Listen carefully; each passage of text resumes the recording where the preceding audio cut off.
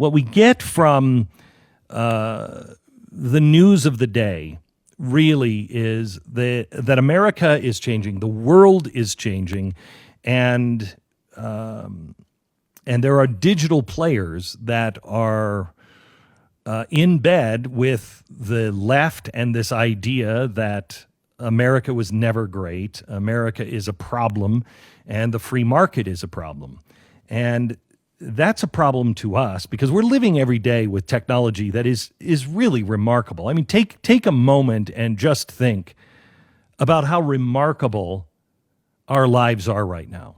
Nobody has ever had it as easy as we have it right now. We have access to everything.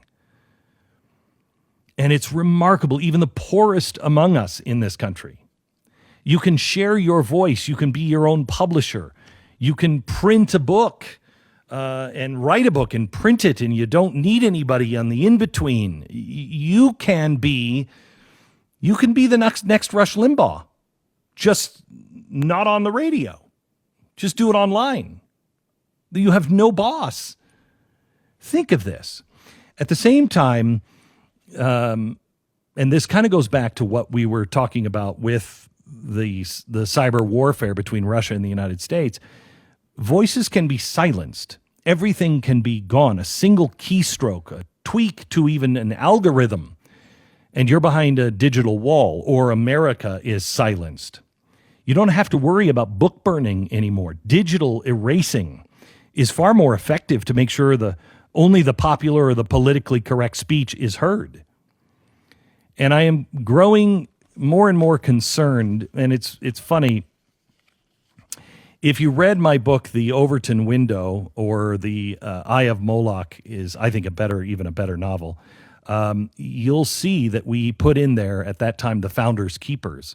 And these were people, because the founders' words were, being destroyed, that they memorized. They became Benjamin Franklin. They became the keeper of Thomas Jefferson, and almost like people take the Quran or the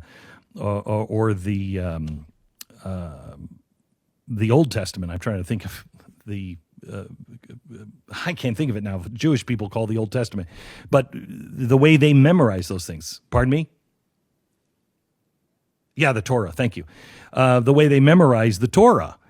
That is because there was you couldn't count on paper. You couldn't count on anything. You had to make sure that it was told in an oral tradition. Now, we're not at that point. However, we might be at that point if we don't take and preserve some of the things that we have. For instance, I could be erased digitally. You could never find a video of mine with a simple tweak of an algorithm. You could lose all of the books if they were digital that I've ever written. No one would know in 10 years that I even existed. That's the world we're living in now.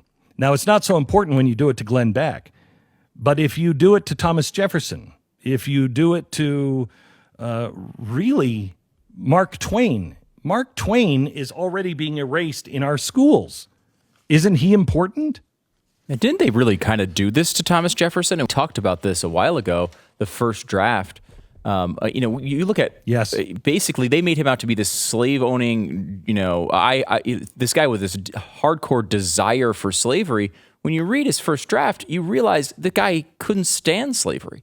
He hated it. He attempted to stop it. It was one of his main points of reasoning to declare independence from Great Britain, as he outlined in giant letters in his own handwriting. And yet that gets erased to the point that now all people think about is this guy was a slave owner, and all the rest of his work is diminished because of it. I mean, it's a great example. Imagine that in a much quicker fashion. You see what they're doing with like groups like these, like hardcore, extreme, let's say, neo-Nazis and things. You see the tactics they use against them, which obviously all these groups are horrific. But you see what they do against them, and then you see that they do the same thing up the line, where someone like Alex Jones, who might be the next step there, is now gone from all the social media. When's the last time you've heard anybody even talk about Alex Jones other than just referencing him being banned? I mean, what the heck is he talking about anymore? What's this new conspiracy? I have no idea. In fact, he's got a new problem going on that I have long talked about. And I don't know anything about it. I'm not defending. I'm not dismissing, but I am also not jumping on the bandwagon. Apparently, child porn was found on his company servers, and he's offered $1 million for anybody that can prove that it was planted there, because he said it was planted. It was sent to us, and it was planted. But that'll destroy him. If that would be, and I think they do that in a heartbeat to people. Somebody, and I don't mean government or anything else. I just mean individuals hacking in and placing stuff on your computer and your hard drives, and then you think you have you think you could defend against that? Oh, there's how? no way. There's no way. No way. It's just like trying to defend a 30-year-old Me Too claim, right? There's no way to defend yourself against it. And like, you look at just done. The next step for Alex Jones is probably what the next step was against these white supremacist organizations and such, where instead of, okay, well, we kicked him off of social media, he still has his website. I'm sure he's still making plenty of money off of his website. Well, now you go after the ISP, you go after the companies hosting it. It's gone. Eventually you can get to a point where they'll take everything away, from the beginning, and that line will move You got nothing. towards more and more quote unquote normal speech.